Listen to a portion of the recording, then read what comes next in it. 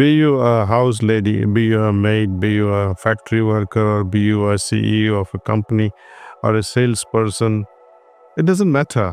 Moment I close my eyes, I get guidance from within, what to do next and what not to do next. It has always happened to me. Imagine a lifestyle of a person who has no rhythm at all, doing things whenever. Such a life would be chaotic. So, when we adopt certain principles, especially trying to balance something and one who is trying to embark upon an inner adventure, I think it is no less than having a discipline that one would demand in mountain climbing. For example, if you are planning for Everest climbing, imagine the amount of discipline you would have to have at a physical level. Such a discipline is, I would say, mandatory for a spiritual seeker. But it will not be so rigid at the same time. Let's see, if I plan myself to meditate 6:30 every morning, it's good to meditate 6:30 every morning. But let's say you happen to wake up late for whatever reasons and say, now you're going to meditate at 8 o'clock. So let it be so. Or sometime you might even meditate at 5 a.m. in the morning. So a certain level of flexibility is okay. But this need to meditate should always continue. Once we establish this particular rhythm, it becomes a kind of conditional thing that at certain time your mood will elicit certain feelings that, okay, time to meditate. So this is what I call automatically at a fixed hour, you tend to meditate. Your inner system says, oh, let me meditate now. This is what I would like to call it as automatism. Also, automatically, one would be able to recall a certain meditative state. This takes quite a practice actually. And it is possible to recall any spiritual state at will. Second element of our practice is cleaning. Ideal time for cleaning is soon as we enter home. We complete this process of cleaning, which is done at the end of our working day. Instead of mingling with family right away, freshen up and clean ourselves so that we regain lighter consciousness, which is more friendly, more conducive, which is not emotionally pressurized because of the work situation. With such a fresh approach, which a lighter approach, when we interact with our family members, it's a joyous moment. Suppose if you don't do the cleaning, it is something like when you go to a gym and come back home all sweaty and you want to hug your little children. They would run away from you. Dad, you smell a lot today. When the consciousness is also polluted from inside, I think we also cast a certain shadow of our consciousness upon our loved ones. For example, if you had a bad day at work and you come home all fuming, you can see the atmosphere in the house, how everyone will become quiet.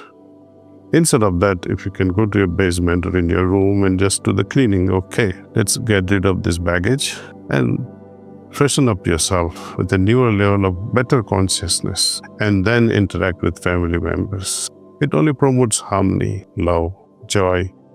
Before going to bed again, when we offer prayer, and just before we offer prayer, let's scan through the daily activity and see where we went wrong, where we can adjust ourselves, where we can correct ourselves, where we can fine-tune ourselves and say, oh, I could have done this better, or I shall not repeat this again. Such a resolve will help us so that continuously we can go on putting a check on wrong things and add something very special, that, oh, I can improve myself in such and such a style. Then we offer a prayer to the Lord and say, my Lord, forgive me for all that was done wrongly. I shall not do it again. Simple prayers would such a resolve will go a long way. This daily routine will change the quality of our life once and for all.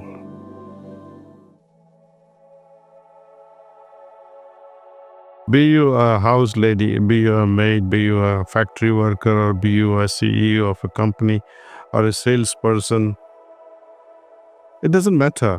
Moment I close my eyes, I get guidance from within, what to do next and what not to do next. It has always happened to me. Most of my business ideas that came, this product or that product, why not this, why this, everything came during the meditation. Let me share with you something that happens to me regularly, that used to happen rather. And some of you might be facing it today. Often in the middle of night, you wake up. Why do you wake up? Often you remember things that you didn't do. Something that woke you up because, oh, I forgot to do this. Or I should have done that and I didn't do it. Especially in my case, I used to get up like that. Suppose I had to launch a particular product and it's inching in my mind that yes, I should finish this, I should finish that, and even though I'm sleeping so well, all of a sudden this unfinished work will be highlighted even in my subconscious. So when we meditate, all these unfinished things I could have done but chose not to, things that I could have done but I postponed, and those things are very serious. Lord Krishna talks to Arjuna and he says, Karma nyavadhikaraste, right? And he says every action has its consequences. Karma ends up always with karma phalas. Maybe favorable, maybe may not be favorable. Okay. But when we dive deeper into this karma theory, what makes you feel terrible? The worst consequences are always not out of karma, but akarma. Something that I could have done when I had the time, when I had the opportunity, I missed it. Those impressions, those samskaras, those karma phalas are terrible to cure. It will haunt all your life. I still remember, you see, why did I become a pharmacist? Because I couldn't get an admission into a medicine. See? I lost it by 1 mark. And at that time, I keep wondering, if I had only studied a little bit more, if I should not have paid so much of attention to cricket or to movies. At that time, you remember, oh, I shouldn't have done that. So, when we have an opportunity of doing something, just do it. Imaginations will surround us all the time, which is good. Without the imagination, humanity will be lost. Without dreams, humanity will be lost. But a wiser person will filter those imaginations, filter those dreams, and apply it to those what is practical. Meditation, time and again, protects our energy, preserves our energy, because where I had to do 10 different things, but before I end up doing, in my mind I have gone through those 10 things and maybe filtered out 8 of them or 9 of them and came to 1 or 2. So meditation is a brilliant tool in filtering unnecessary experiments.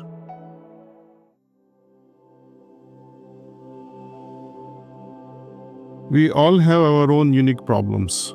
Find out the worst one that you can imagine, that you managed to create it yourself or for your family. How did you end up in that situation? When we reflect back, it gives some indication that because of this situation, because of this and this, I created this complexity in my life. Now, imagine the positive situation where you were so successful, where you felt happy about doing something. And when you made the decision to do the rightful thing, what happened? What went through your mind that you came to that conclusion that I should do this? In both scenarios, you will see that heart had a lot to do with it. You are able to make the rightful decision because you must have referred it to your heart, you must have followed the voice of your heart. It's precisely when we override the voice of the heart that we fail and invite miseries in life. Mr. Balaji just shared with us how to vaccinate our mind, how to make our mind extremely discriminative, extremely sensitive, so that we can differentiate discrimination only to differentiate what is right and wrong. What can be the causal thing and what is the effect of that cause? What we are doing today or what we are going through. Is it the effect of something, or that am I causing something new in this life? So all these answers, they come through very easily when we take a pause, go inward, even for a few minutes. Answer may not be available right then and there, but it will unfold in its own way within a day or two or a week. Answers will come. 100%. And my personal experience shows that years of me dealing with, I have led as normal a life as you all have led. I have family life, business world, I was a student, and now in a different capacity. But in all these facets, being a student, being a family man, or be yourself in the business world, everywhere you are facing unknown. The very next minute, next moment is unknown to us what will transpire next. But the best decisions are possible through all these imagination, infinite imaginations. You filter them out with your wisdom, which we have gathered from our past. And through meditation, when we reach a certain level of superconsciousness where the intuition triggers certain impulses in the heart in the form of feelings and say, yes, the biggest or the loudest voice that can come is, don't do this. Have you noticed? If you have to say, my name is so and so, but instead if you say, my name is Suresh Prabhu, if I introduce myself, then I'll have to think many times that why are you falsifying yourself as Suresh Prabhu? My heart will start beating heavier moment I speak a lie. Moment I try to make a wrong decision, my vagal nervous system will say, no. My heart will start beating faster, heavier, and entire whole system will become heavy. Per contra, when I make a right decision, I may not get such signals because it is natural thing to do the right thing. Let me make this point also very clear, how heart helps in making a rightful decision. When I'm not able to see the screen properly, then I'll get a signal. Kamlesh, you are not seeing the screen properly. Then I ask somebody, is the screen, something wrong with the screen? No, sir. Then I have to wonder, my eyes are going bad. Or hearing. But when everything are happening in a normal way, when I'm able to see things properly, hear properly, my heart doesn't give any signal that you are doing this correctly, your health is good. It's only when the health is compromised that we get a signal that something is wrong. Similarly, at a mental level or at emotional level, when something is wrong or about to go wrong, we get premonition, precognition, intuition that don't do this.